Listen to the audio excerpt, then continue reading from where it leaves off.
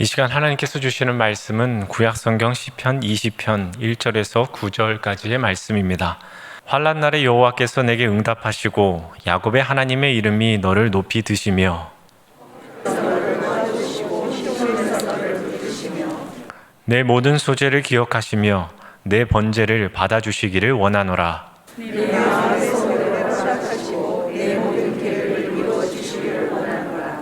우리가 너의 승리로 말미암아 계가를 부르며 우리 하나님의 이름으로 우리의 깃발을 세우리니 여호와께서 내 모든 기도를 이루어 주시기를 원하노라. 여호와께서 자기에게 기름 부음하는 자를 구원하시는 줄 제제하오니 그의 오른손에 구원하는 힘으로 그의 거룩한 하늘에서 그에게 응답하시리로다. 어떤 사람은 병거, 어떤 사람은 말을 의지하나 우리는 여호와 우리 하나님의 이름을 자랑하리로다.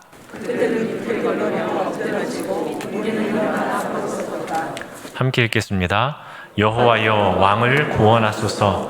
우리가 부를 때에 우리에게 응답하소서. 아멘.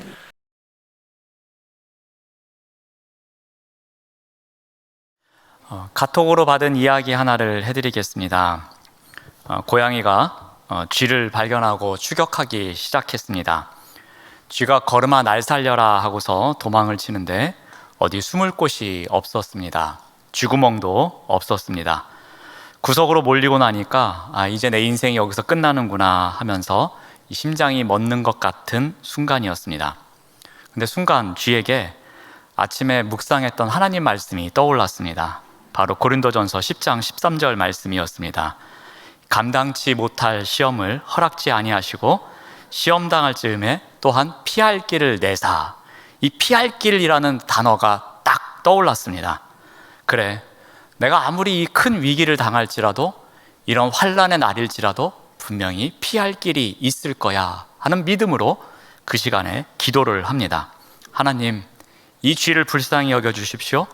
피할 길을 내주십시오 라고 기도합니다. 그랬더니 하나님께서 그 순간에 지혜를 주셨습니다. 이 쥐는 회심의 미소를 지으면서 다가오는 고양이에게 또벅또벅 걸어갑니다. 그리고 고양이의 귀에 대고 뭐라고 속삭입니다. 그랬더니 고양이가 안색이 안 좋아지더니 도망갑니다. 이 쥐가 고양이에게 무엇이라고 했느냐면, 고양이님, 실은 저 방금 전에 쥐약 먹었습니다 라고 답했습니다. 웃어주시는군요. 감사합니다. 저는 안 웃으시면 어떡하나 하고 조마조마했습니다.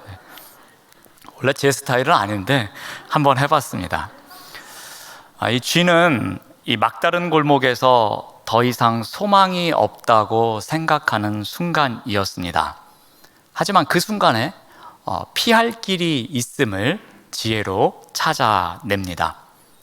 근데 어떻게 보면 이러한 쥐와 같은 모습이 우리의 인생길이 아닌가 생각해 봅니다.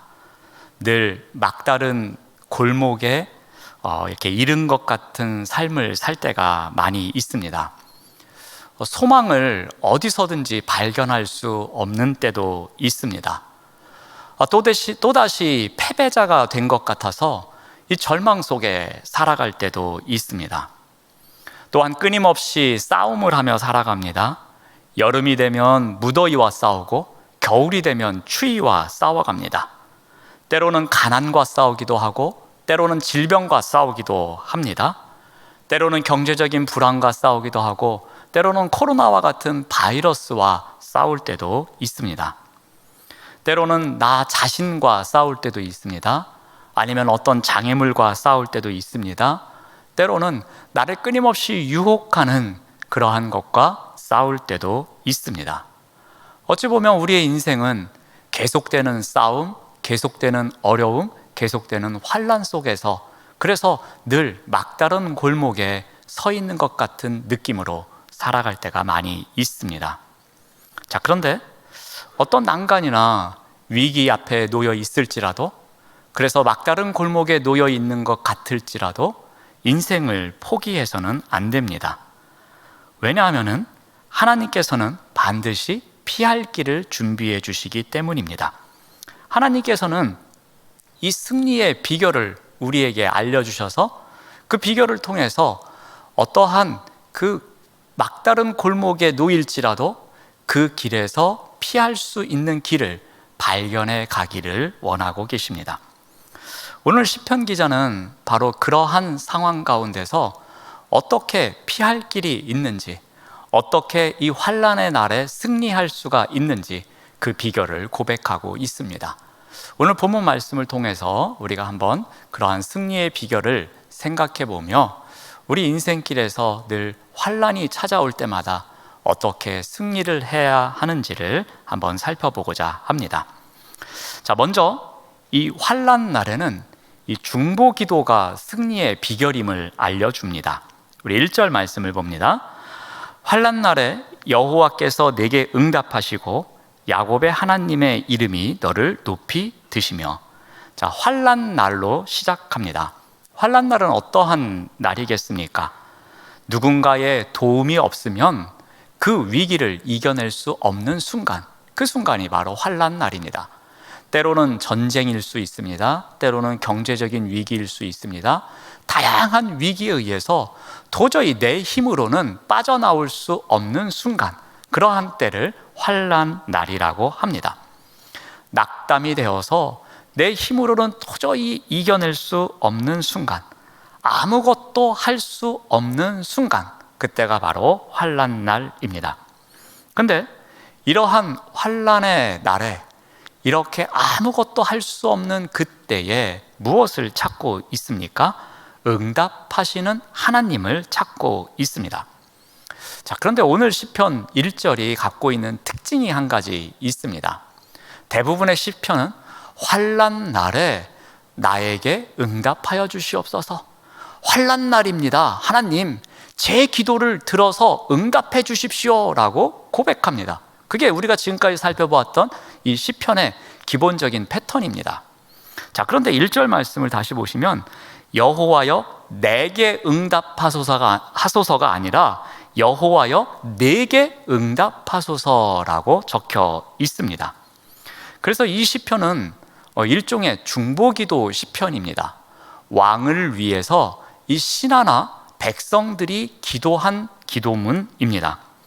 이 신하들과 백성들이 이 다윗을 위해서 중보기도하고 있는 장면입니다.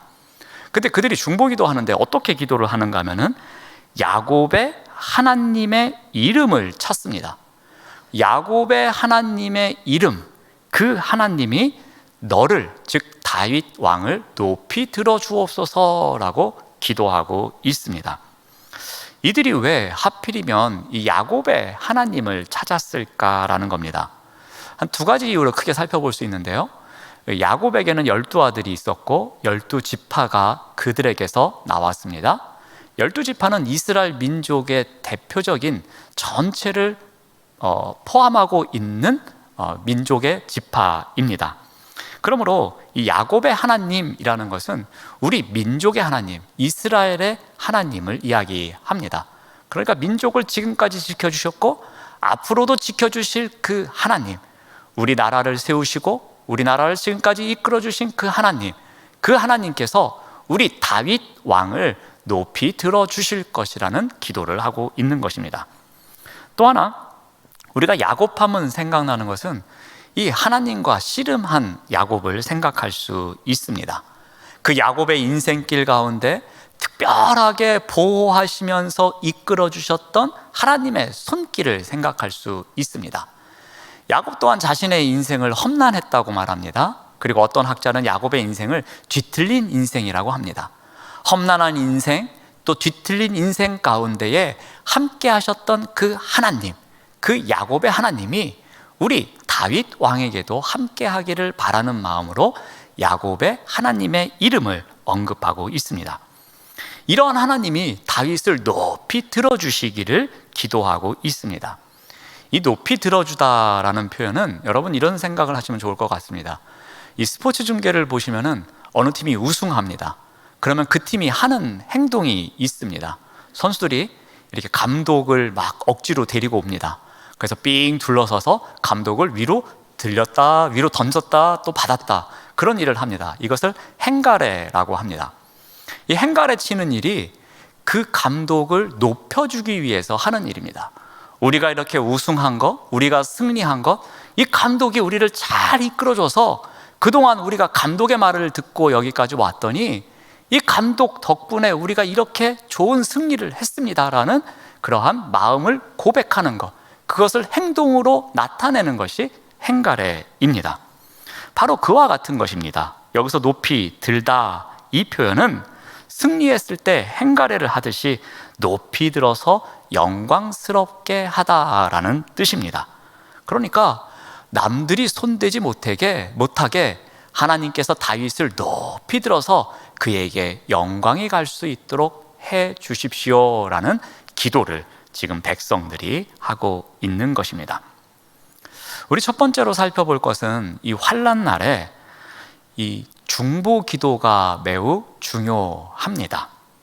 누군가를 위해서 기도하는 것 매우 중요합니다. 그런데 한번 이것을 거꾸로 우리가 한번 생각을 해 봅시다. 우리가 환난 날에 처해 있는데 누군가 나를 위해서 기도하고 있다는 생각을 한번 해보시기 바랍니다. 누군가가 나를 위해서 기도하고 있다는 생각을 한다면 아마도 우리는 큰 용기를 얻을 수 있을 겁니다. 환경이 조금도 달라진 것 없지만 누군가가 나를 위해서 기도하고 있습니다. 힘내십시오.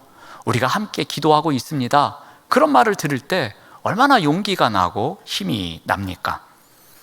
한 이틀 전에 한 20여 년 전에 사역할 때 함께 하셨던 장로님께서 전화를 주셨습니다. 저희 노예에 있는 어떤 장로님을 만나셨다고, 그러면서 제 이야기를 하는데 제가 생각났다고 전화를 주셨습니다. 그 장로님께서 전화를 끊기 전에 저에게 아주 용기가 되는 말씀을 해 주셨습니다. 목사님, 제가 어떤 목사님을 지금도 늘 생각하면서 새벽 기도에 나갈 때마다 그 목사님하고 목사님 이름을 꼭 부르면서 아직까지도 기도하고 있습니다. 언제나 제가 기도로 응원하고 있습니다 라고 인사를 하시면서 마지막 말씀을 하셨습니다. 그랬더니 전화를 끊고 나서 괜히 힘이 나고 괜히 용기가 더 나는 것 같고 그리고 앞으로 더 잘 될 것 같고 그러면서 기분이 좋아졌던 경험이 있습니다. 우리가 인사할 때에 누구를 위해서 기도합니다, 힘내십시오, 항상 응원합니다 라는 말을 들으면은 우리는 힘이 나고 또 얼마나 좋은지 모릅니다. 저 또한 그런 것 같습니다. 목사님 위해서 늘 기도하겠습니다. 그런 이야기를 들으면은 제가 기도하시는지 안 하시는지 사실 여부는 확인할 수 없지만 괜히 힘이 나고 또 용기가 생기는 경우도 있습니다. 물론 저도 목사님 잘생기셨어요 그런 인사도 듣고 싶습니다. 근데 그런 인사를 하시는 분은 없는데 저도 그런 인사를 듣고 싶지만 그래도 목사님 위해서 기도하겠습니다라는 인사가 훨씬 더 기분이 좋고 용기가 나곤 합니다. 누군가 나를 위해서 기도한다는 소식을 듣는 것, 그것은 우리가 힘이 날 수 있는 일이고 그것이 어떻게 보면 우리가 환난의 날에 승리할 수 있는 비결이 아닌가 생각합니다. 다윗도 그러했습니다. 다윗이 맞이한 환난의 날이 있을 때마다 전쟁터에 나가든 누군가에게 환난을 당하는 어려움이 있든 마음적으로 너무 힘들어서 이겨낼 수 없는 순간이든 그때마다 백성들이 그를 위해서 기도할 때에 그는 힘을 내고 다시 이겨낼 수 있었던 것입니다. 여러분, 그런 면에서 우리 교회에 있는 이 중보기도부를 충분히 활용하시기 바랍니다. 이 중보기도부가 나를 위해서 기도해주고 있다는 생각, 그 생각만 갖고 있어도 우리는 충분히 용기를 내고 힘을 내고 살아갈 수 있습니다. 우리가 여기까지 올 수 있었던 것, 우리가 오늘 하루도 하나님의 은혜 안에서 살 수 있었던 것, 그것은 그래도 누군가 나를 위해서 기도해주는 힘이 있었기 때문입니다. 환난의 날에 이 중보기도가 승리의 비결인 것을 꼭 기억하시기를 바랍니다. 자, 두 번째로 또 환난의 날에 이겨낼 수 있는 그 승리의 비결은 환난의 날에 나를 기억하시는 그 하나님을 찾는 것입니다. 어떤 나를 기억하느냐 하면은 예배자로 살아온 나를 기억하시는 하나님을 찾는 것, 그것이 바로 이 승리의 비결입니다. 우리 2절에서 3절 말씀을 봅니다. 성소에서 너를 도와주시고 시온에서 너를 붙드시며 내 모든 소재를 기억하시며 내 번제를 받아주시기를 원하노라 라고 기도합니다. 여러분, 성소가 있는 곳이 시온입니다. 성소 또는 시온은 무엇을 상징합니까? 하나님의 임재를 상징하는 공간입니다. 그리고 그곳에서 하나님께서 만나 주시겠다고 약속한 곳입니다.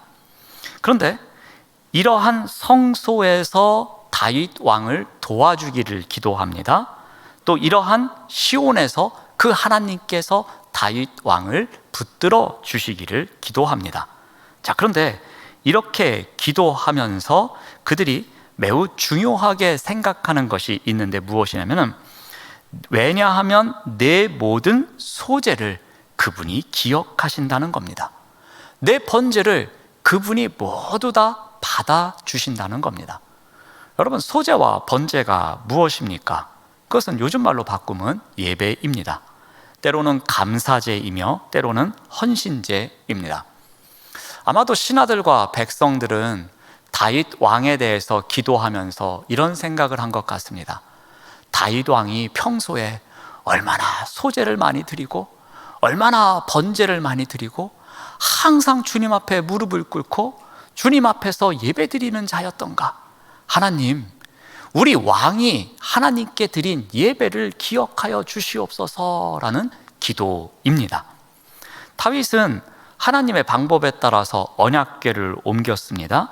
예루살렘으로 옮긴 이후에 그 헌신과 감사에 대해서 번제와 화목제를 드렸습니다. 또 자신이 인구조사를 하면서 잘못을 저질렀습니다. 그래서 그 이후에 다시 아라우나의 타작 마당에서 또 번제와 화목제를 드리기도 했습니다. 늘 하나님을 향한 다윗의 마음이 예배의 삶을 살아간 것을 이 신하들이나 백성들은 알고 있었습니다. 그래서 그 다윗 왕을 위해서 기도하면서 이렇게 어려움을 당하고 있는 우리 왕이 하나님께 예배드렸던 그 예배자의 모습을 기억해 주셔서 우리 왕을 도와주십시오라고 기도하고 있는 것입니다. 이 고대 왕들은 전쟁터에 나갈 때마다 종교적인 예식을 통해서 이 하나님께 희생제물을 드리곤 했습니다. 이 백성들은 전쟁의 승리를 위해서 이 왕의 제사를 하나님께서 기억해 주시기를 바랬던 것입니다. 이 제사 자체에, 예배 자체에 능력이 있는 것은 아니지만 그 제사를 받으시는 하나님의 능력을 믿고서 그들은 이 예배를 드린 다윗 왕을 기억해 달라고 합니다. 이후에 이스라엘 백성들은 계속해서 기도합니다. 어떻게 기도하는가 하면 4절 말씀을 봅니다. 내 마음의 소원대로 허락하시고 내 모든 계획을 이루어 주시기를 원하노라. 자, 이것은 백성들이 왕의 열망, 그리고 특히 전쟁의 승리를 위해서 도모하고 계획한 것이 성공하기를 기원하는 기도이기도 합니다. 이 왕의 생각이 하나님의 뜻과 일치하기를 바라는 것입니다. 그러니까 내 모든 계획, 이 왕의 모든 계획이 이루어 주시기를 바랍니다 라는 것은 이 왕의 뜻과 하나님의 뜻이 일치해서 그 하나님의 뜻이 왕의 뜻을 통해서 이루어지기를 바라고 있는 것입니다. 무엇보다도 이것은 전쟁의 승패가 이 사람의 계획, 왕의 계획이나 왕의 전략에 의해서 좌지우지되는 것이 아니라 하나님께 달려 있음을 백성들이 알고 고백하고 있는 것입니다. 아무리 다윗이 열망하고 있을지라도, 다윗이 아무리 계획을 잘 세웠을지라도 하나님께서 이 전쟁의 주권자이시기에 하나님께서 허락하시지 않으면 이 전쟁을 승리로 얻을 수 없음을 백성들이 알고 있었던 것입니다. 그래서 이 소원을 허락해 주시고 하나님의 뜻이 다윗 왕의 뜻을 통해서 성취되기를 바랍니다 라면서 계속해서 그를 위해서 기도하고 있습니다. 자, 그런데 이러한 기도는 그 한 개인으로 끝나지 않습니다. 우리 4절에서 5절로 넘어가면서 인칭 대명사가 전환이 됩니다. 우리 5절 말씀을 보면은 우리가 너의 승리로 말미암아 개가를 부르며 우리 하나님의 이름으로 우리의 깃발을 세우리니 여호와께서 내 모든 기도를 이루어 주시기를 원하노라 라고 합니다. 내 모든 기도, 다윗 왕의 모든 기도를 이루어 주시기를 원하는 이유가 무엇이라고 합니까? 우리가 승리의 개가를 부르기를 원하기 때문이라고 말합니다. 이 말은 바꿔 말하면 어떤 의미입니까? 왕의 승리는 곧 우리의 승리라는 것입니다. 한 개인의 승리이지만 이것은 우리 모든 민족의 승리임을 고백하고 있는 것입니다. 여러분, 지금 월드컵 시즌입니다. 우리가 우루과이나 이 가나하고 경기를 할 때에 만약에 이겼으면 우리가 그들이 이겼다, 국가대표가 이겼다라고 이야기하지 않습니다. 우리나라가 이겼다고 합니다. 우리가 우루과이를 꺾었다고 이야기합니다. 우리가 가나를 이겼다고 이야기하지, 축구 선수들이 가나를 이겼다는 말 표현을 하지 않습니다. 근데 우리는 축구공 한 번도 차지 않았습니다. 그냥 대한민국 외치면서 응원했을 뿐입니다. 그런데 승리하면 그들의 승리가 누구의 승리가 되는 겁니까? 그들만의 승리가 아니라 우리의 승리가 되는 것입니다. 바로 그와 똑같은 원리입니다. 다윗 왕의 승리를 위해서 기도하지만 그의 승리를 위해서 기도하는 이유는 그가 승리하는 것은 곧 우리의 승리이기 때문입니다. 그럼 바꿔 말해서 다윗 왕이 전쟁터에 나가서 패배하면 그것은 누구의 패배입니까? 우리의 패배입니다. 우리가 노예로 팔려갈 수 있는 거고, 우리가 포로로 잡혀갈 수 있는 거고, 우리가 실패할 수밖에 없는 것입니다. 그래서 그들은 다윗 왕의 승리를 위해서 기도하고 있습니다. 그 승리를 위해서 기도하는 백성들이 무엇을 근거로 기도하고 있습니까? 다윗 왕의 예배를 기억해 달라고 하는 겁니다. 다윗 왕이 지금까지 얼마나 열심히 예배를 드렸습니까? 항상 주님 앞에 무릎 꿇는 자가 아닙니까? 그리고 이렇게 전쟁터에 나아가기 전에도 주님 앞에 희생 제물을 드리면서 예배 드리고 있지 않습니까?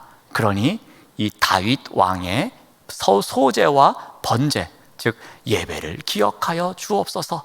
그래서 그가 원하는 대로 그의 뜻에 따라서 승리를 거두게 하여 주옵소서라고 기도하고 있는 것입니다. 우리가 매 주일마다 드리는 주일 예배는 어떠한 의미가 있겠습니까? 물론 주일 성수라는 가장 중요한 의미가 있습니다. 하지만 그 예배는 남은 6일 동안에 우리가 영적 승리를 거두기 위해서 어찌 보면 그 예배를 통해서 출정식 하는 것과 똑같습니다. 우리가 주일 예배를 통해서 이 예배당에 들어올 때는 지치고 힘든 가운데로 들어왔지만 우리가 성전문을 열고 나아갈 때는 승리자가 되어서 남은 6일 동안에 우리가 영적 승리의 삶을 살아가겠습니다 라고 결단하고서 세상으로 나아가는 예배가 바로 주일 예배입니다. 우리 새벽 기도회나 아니면 개인적으로 큐티를 하고 묵상을 하면서 아침에 기도하는 시간을 갖는 이유는 무엇입니까? 오늘 하루를 시작하는 가운데에 오늘 하루의 수많은 영적 싸움 가운데서 내가 승리하게 하여 주시옵소서. 그 승리의 비결은 이 예배에 있습니다. 이 기도하는 시간에 있습니다 라는 고백, 그 믿음의 고백을 담아서 하는 게 바로 그 일상을 시작하기 전에 드리는 우리의 예배입니다.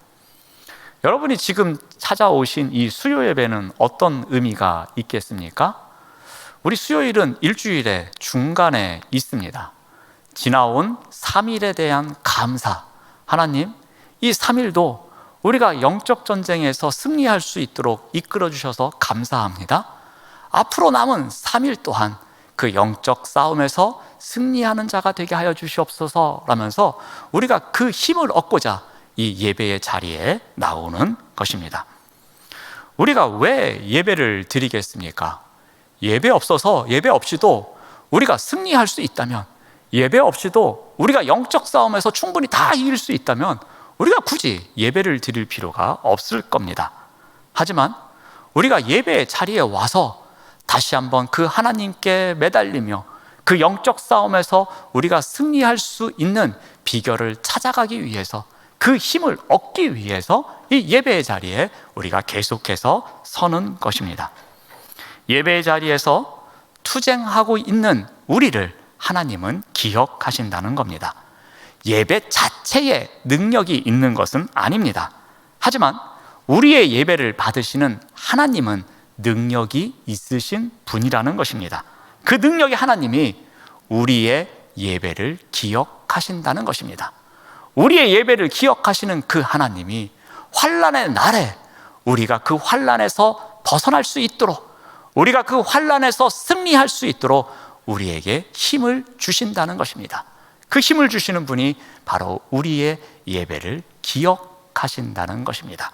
그것이 바로 우리가 승리할 수 있는 두 번째 비결입니다. 마지막으로 세 번째 비결은 우리가 환난 날에 이 하나님을 신뢰하는 것이 필요합니다. 우리 6절 말씀을 봅니다. 여호와께서 자기에게 기름 부음 받은 자를 구원하시는 줄을 이제 내가 아노니 그의 오른손에 구원하는 힘으로 그의 거룩한 하늘에서 그에게 응답하시리로다. 자, 6절은 원래 히브리어 성경으로 보면 처음에 이제 나는 압니다 라는 어순으로 되어 있습니다. 그러니까 이제라는 부사로 시작합니다. 그러니까 지금까지와는 달리 뭔가 새로운 상황이 펼쳐짐을 강조하는 것입니다. 자, 이제는 제가 알겠습니다 라고 시작합니다. 자, 그럼 우리는 궁금합니다. 뭘 알았다는 겁니까? 이제부터 도대체 다윗이 알았다는 것이 무엇이겠습니까? 그것은 지금까지 이 백성들이 또는 신하들이 왕을 위해서 했던 기도, 그 백성들의 바람대로 하나님께서 자신에게 승리를 주신다는 것을 확신했다는 겁니다. 다윗이 이제 알았다는 것이 무엇이냐면 백성들이 이렇게 기도하고 백성들이 이러했구나, 백성들이 이렇게 눈물로 기도했구나, 그래서 내가 지난번 전쟁에서 승리할 수 있었구나 라는 것, 그것을 이제서야 알았다는 겁니다. 이제서야 그것을 확실히 알았다고 고백하고 있는 것입니다. 물론 그전에도 알았겠지만 계속되는 경험에 의해서 확인되었음을 다윗이 고백하고 있는 것입니다. 이 고백에는 두 가지 근거가 나옵니다. 첫 번째 근거는 무엇입니까? 그의 기름 부음 받은 자. 기름 부음 받은 자가 누굽니까?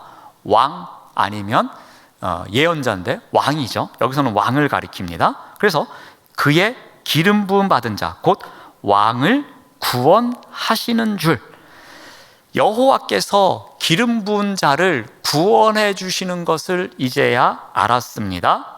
자, 또 하나 알았다는 것이 무엇입니까? 그분의 오른손에 구원하는 능력. 그 오른손은 시편에서는 하나님의 능력을 상징한다고 전에 몇 번 말씀드렸습니다. 그 능력의 하나님께서 그 힘으로 구원해 주신다는 것, 그것을 알았습니다. 어떻게요? 그의 거룩한 하늘에서 그에게 응답해 주시면서 그렇게 구원해 주시는 것을 알았다고 이야기하고 있습니다. 다윗은 환난 날에 구원과 응답이 임한 것을 알았다고 합니다. 이 확신이 들었습니다. 그렇게 구원을 베푸시고 백성들의 기도에 응답하신 하나님에 대한 신뢰를 더 크게 갖게 된 것이었습니다. 백성들은 전쟁터로 나가는 이 다윗 왕이 승리하기를 간구했습니다. 그리고 그 기도가 이제는 자기의 기도로 와서 응답하시리로다 라면서 또 이렇게 다윗은 확신을 갖고 고백하고 있는 것입니다. 이렇게 확신에 찬 하나님에 대한 신뢰를 갖게 된 이 다윗이 어떻게 고백하는가 하면 7절 말씀을 봅니다. 어떤 사람은 병거, 어떤 사람은 말을 의지하나 우리는 여호와 우리 하나님의 이름을 자랑하리로다 라고 고백하고 있습니다. 구원과 응답에 대한 확실한 신뢰가 생겼습니다. 그러한 신뢰가 생기자 다윗은 한 걸음 더 나아가서 고백합니다. 사람들은 병거를 의지하기도 하고 다른 사람들은 말을 의지하기도 한다라는 겁니다. 하지만 우리는 오직 하나님의 이름만을 자랑하겠습니다 라고 고백하고 있는 것입니다. 다윗은 그 사람들이 의지하고 있는 말과 병거를 의지하지 않겠다고 합니다. 물론 말이 더 많고 군사가 더 많고 병거가 더 많으면 전쟁에서 유리한 것을 점령할 수 있을 겁니다. 훨씬 유리할 겁니다. 그런데 다윗은 그 무기들을 의지하지 않고 있음을 선포합니다. 이것은 무엇을 의미하는 것입니까? 다윗은 지금 여호와의 이름을 자랑하면서 그 막강한 힘을 갖고 있는 사람들 앞에서 하나님의 이름을 선포하며 자랑하고 있는 것입니다. 너희들은 말과 병거를 자랑할지 모르지만 나는 하나님을 자랑하노라 라고 선포하고 있는 것입니다. 이것은 하나님만을 신뢰하겠다는 결단의 의미이기도 합니다. 이것은 신명기 때부터 이 이스라엘 백성들에게 주어진 명령이기도 합니다. 신명기 17장 16절 말씀의 앞부분을 보시면은 그는 병마를 많이 두지 말 것이요 병마를 많이 얻으려고 그 백성을 애굽으로 돌아가게 하지 말 것이라 라고 말합니다. 즉 이 군사력 또는 어떤 그 마병 그런 사람들이 의지하는 것만을 찾는 것이 아니라 하나님께서 너희들을 지켜주시겠다는 그 하나님의 약속을 믿고 신뢰하는 것을 강조하고 있는 것입니다. 실제로 다윗은 전쟁에서 이것을 실천했습니다. 사무엘하 8장에 가면은 다윗의 여러 전쟁 이야기가 나옵니다. 그 가운데 이 소바 왕 하닷 에셀을 물리칠 때의 이야기가 나옵니다. 그때 전쟁에서 다윗은 마병 1700명과 보병 2만 명을 사로잡는 대승을 거뒀다고 합니다. 근데 마병 1700명이면 말도 1700마리를 빼앗은 것입니다. 그런데 그때 어떻게 하는가 하면은 이 말을 100마리만 남겨두고 나머지 말은 전쟁에서 사용할 수 없도록 만듭니다. 전쟁을 이 말의 힘, 이 무기에 의지하지 않고 전적으로 하나님만 의지하겠다는 이 다윗의 결단입니다. 이러한 다윗의 결단을 귀하게 여기신 하나님께서는 그 이후에도 계속해서 승승장구를 할 수 있도록 합니다. 다윗이 저는 하나님의 이름만을 자랑하겠습니다. 너희들이 말과 병거를 의지하지만 나는 하나님을 의지합니다. 그렇게 말로만 살아가게 한 것이 아니라 다윗이 정말 행동으로 그렇게 옮겼던 것입니다. 이 1700마리의 말을 획득했을 때 그 말을 가져와서 전쟁에 활용하면 얼마나 많은 도움이 되었겠습니까? 그런데 그 중에 100마리만 가져오고 나머지 말은 가져오지 않았던 것입니다. 혹이라도 말을 이렇게 많이 가져오면 내가 하나님보다 이 말을 더 의지할 것을 염려했던 것 같습니다. 나는 하나님만을 의지하겠다는 이 전쟁의 주인은 하나님이심을 신뢰하며 그 하나님을 끝까지 믿으며 나아갔던 다윗의 모습이었습니다. 이렇게 하나님을 신뢰하고 있는 다윗, 그 다윗을 위해서 백성들은 마지막으로 또 어떻게 기도합니까? 우리 8절 말씀을 봅니다.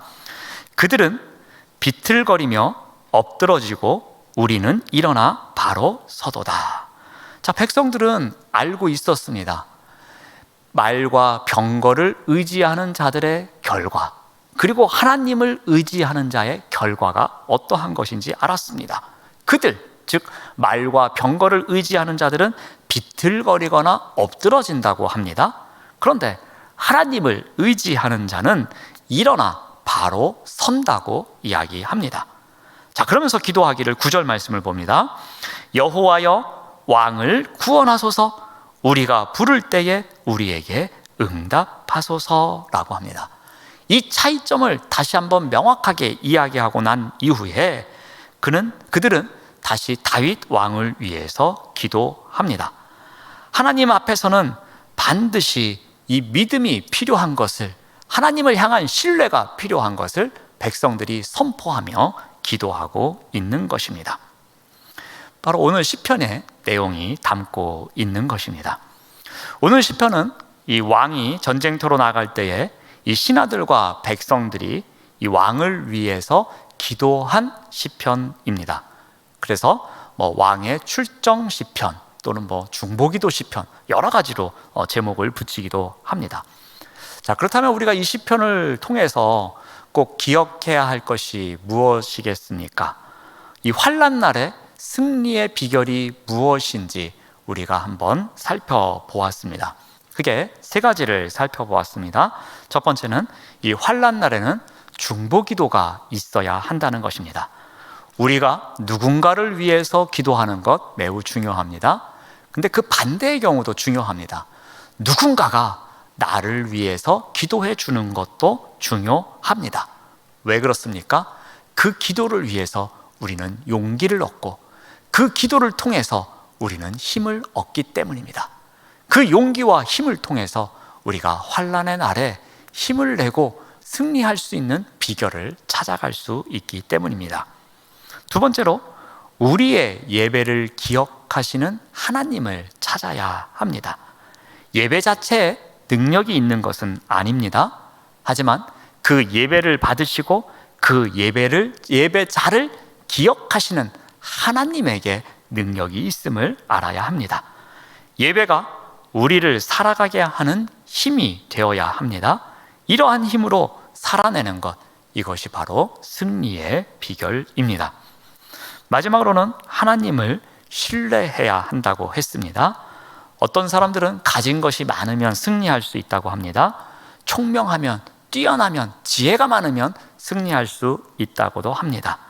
그러나 중요한 것은 우리가 하나님의 이름, 그 하나님의 말씀에서 우리가 얻는 것이 더 중요함을 이야기합니다. 그 하나님의 능력을 믿는, 하나님의 능력을 신뢰하는 것이 더 중요함을 이야기합니다. 그 신뢰가 바로 승리의 비결입니다. 이 세 가지를 꼭 기억하시는 가운데 우리가 혹이라도 막다른 골목에 놓여 있는 삶의 자리에서도 이것을 통해서 우리가 우리의 삶의 자리에서 승리하며 살아가시는 우리 모두가 되시기를 바랍니다. 기도하겠습니다. 하나님 감사합니다. 우리는 날마다 환난 날을 살아내는 것처럼 처절한 현실 속에 놓여 있습니다. 하지만 그러한 상황 가운데서도 기도로 용기를 얻으며 예배 자리에서 힘을 얻고 하나님을 신뢰하는 믿음으로 승리하는 삶을 살아갈 수 있도록 인도하여 주시옵소서. 예수님의 이름으로 기도드립니다. 아멘.